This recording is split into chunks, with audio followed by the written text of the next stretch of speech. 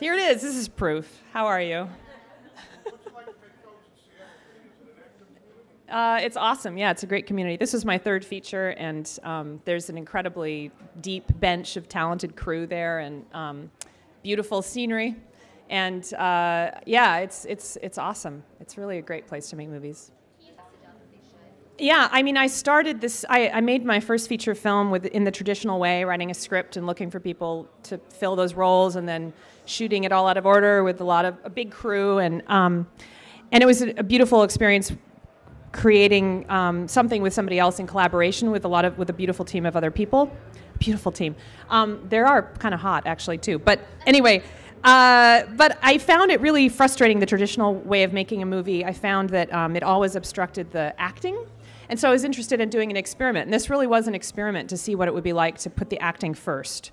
And so we shot in order as much as possible. I built the characters with the actors for them so that we custom fit them. And then I created the story around the actors.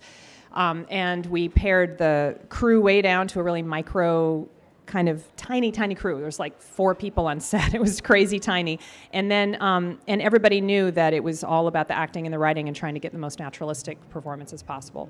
So it was a really, turned out to be not only, I did it for the performance to try and get the good performance, but it also ended up being really cheap.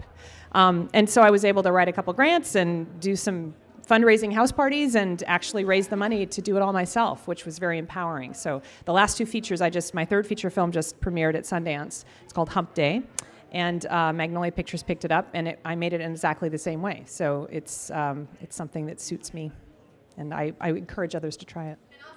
It kind of is, yeah. It is.